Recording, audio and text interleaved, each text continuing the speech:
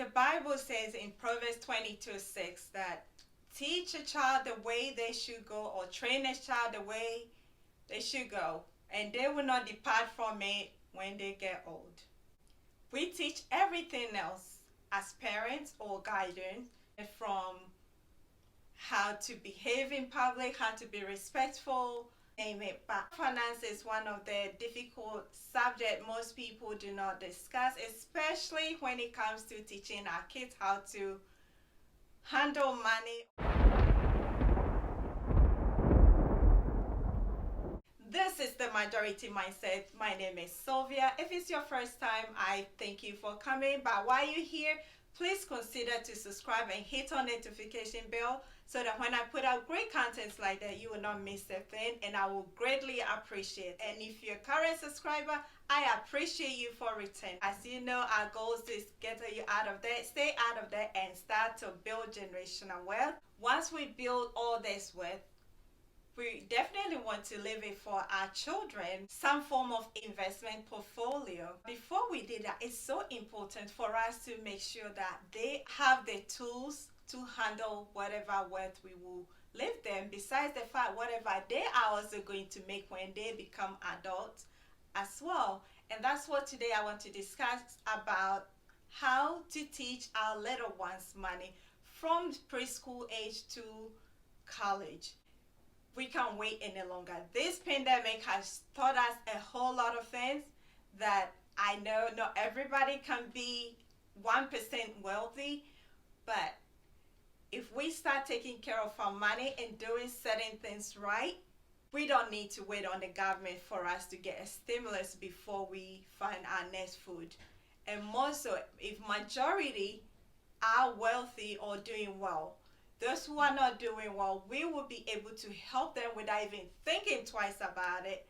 But because majority are suffering, that makes it very hard to help somebody. How do you help somebody when you yourself is drowning? First thing, when it comes to the little ones, the easiest part is to get them a clear jar as their piggy banks. Probably at that age, it will not be just a whole lot, but little coins that you may have left over if you decide to give it to them. Let them put it in and see the money grow because it's clear. You put in one of those little piggy banks, pink and baby doll and whatever, they don't see the essence of it. We're trying to teach them how savings works. Start talking to them. This is how you save. You put your money away and watch it grow. As you keep, when it's time to spend, you take some, you decide what you want to buy. Do you want to spend all your money? Give them that opportunity. Hey, mommy, I want this toy, or daddy, I want that. You know our kids, I like. You want this toy, but do you have enough money? If they have enough, do you want to use all your money to buy the toy, or do you want to leave some for later? Give them the chance for them to decide, and that can spike a good conversation from them. Another way also is for us to teach our kids how to give. A study that Cambridge University conducted shows that money habit is formed by the age of 7. You know, wait till you're going to college or in high school before you start talking to them about money. Set a savings goal, like elementary level to the high school. How much do you want to save? They tell you, then you set that goal with them, and then you gives them a chance to discuss about how you're going to make this money. Yeah, you need to let them know how money are made. Money are not grown on trees. I'm sorry. You have to work to earn money. You can start discussing opportunities to earn money with them, such as cutting someone's lawn, or baking cookies to sell, or making lemonade, whatever. Get them that creativity that, okay, you are not only going to be working for someone. Let's start them off with that mindset, because many of us suffers. I don't know about you, but I did. When I came to this country, all I was interested in, finish school, get job, and never crossed my mind that, hey, try to, get your own business or whatsoever. So as we talk to them about money, we can also chip that in there, that from 8 and above, You can start that conversation with them. In my opinion, of course, it's not going to happen overnight, but this is how the majority think and teach their kids about money. Because taxes in this country is so high. If somebody work for themselves, they make $1 million, and if your income is earned from somebody, you're a W-2 worker, your taxes, yes, you're making a lot, but your taxes is so high. So teaching them that entrepreneurship mindset from the very beginning alongside with making money. As humans in general anyway, when you know the value and the cost of something, you are careful how you treat it. Let high schoolers know the essence of opportunity, because yes, you want to, are you willing to give up in order to get the PlayStation you want? Keep in mind, especially high schoolers, teaching them about credit card from the get-go, because very soon they will be turning 18 and the credit card company will start chasing them like flies. Okay, I hate to say that, but they prey on innocent one. Do not allow the society to teach your kids about money and get themselves in debt.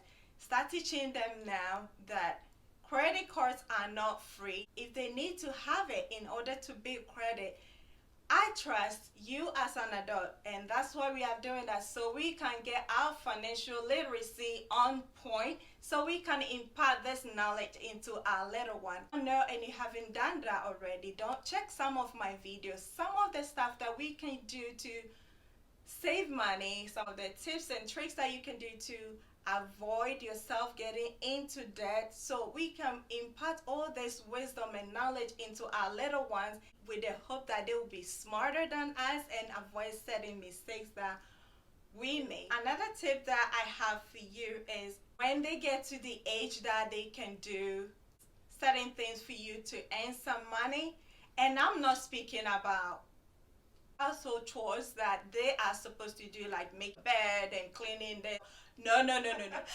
That's when the African in me comes in. I'm sorry, I'm not gonna give you commission or some say allowance, no, for doing the things that you are supposed to do anyway. You can agree to disagree, that's okay. That's what make this world a beautiful place. One thing I know that I'll help you to learn to earn money outside the home, or if it's a business, like my business, and you are helping me, yes, I'm gonna give you commission, I'm gonna pay you. But the things that you are supposed to do for living under my roof, taking care of you, I'm not going to pay you for that. Yes, call me mean mom, it's okay, I will take, I raise my hand, I will accept it. Call me whatever you want to call me, but no, you don't need commission for those reasons. If you're taking the trash, I'm not giving you a dime for it. You are supposed to do that anyways, right? I know I sound mean saying I'm not giving you a dime for our allowance for this and that. It's just my opinion. You don't have to take it. But I'm passionate about the fact that parents should tie rewards with hard work. Don't get me wrong. I am the person that I will reward my kids when they do well in school. For instance, you read 5 books in a week or some kind of challenge and you're doing well. Why not?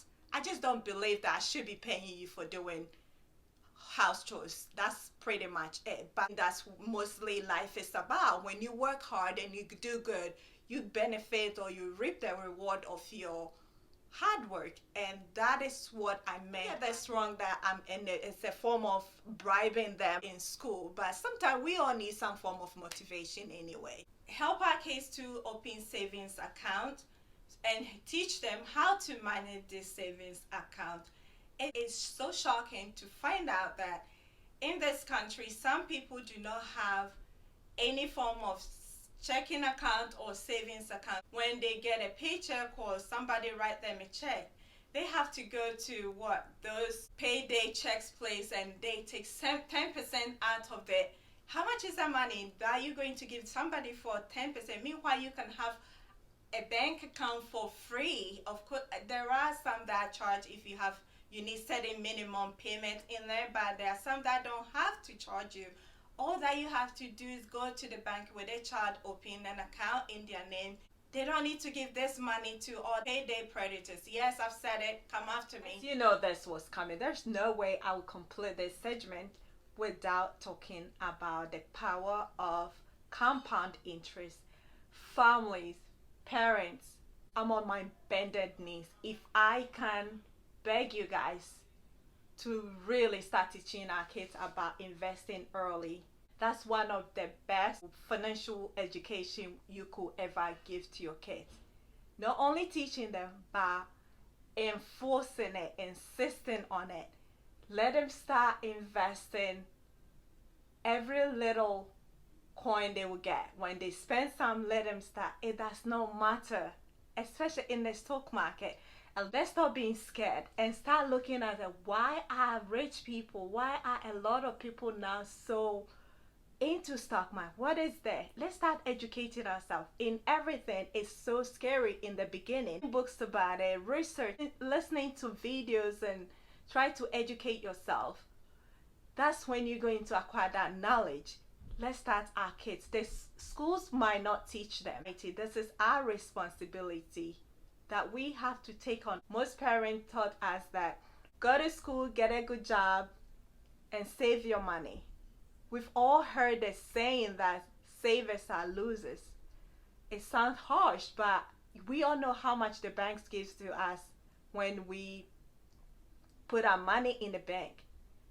The best thing we can do besides emergency funds and other little sinking funds, please give your kids that education. Let them start reading. Might not understand it, but get their interest in that aspect. I'm not saying teach our kids to be greedy or to love money, but it's in the Bible. Investment is so important. Let's help our kids. The mistakes we have made, don't let our kids repeat it. We've been saving for how long? How much money has it made us? The thing we need to start teaching our kids, if we are not doing so, is the wait gratification. That's what many of us are in certain situation that we shouldn't be in there, just because we want, and the system has been also programmed to let it be that way. Because hey, credit cards, they come and get, oh, you want a big screen TV, you know, you can put that on installment payment so we can make money off you. How about you wait and save money and get that? Final one is to live by example. Of course, if you don't know what you are doing, how are you going to teach one? It's like a blind person leading a blind person, right? So I believe you know that already. However, your spending, if you are making, impulse buying, start watching. The kids are smarter than we think they are. And that is the end of today's segment. I hope something has touched your heart. Leave a comment down below, like it, share it. Any suggestions on future videos you would like me to address on, I appreciate everything. Until we meet again, shalom.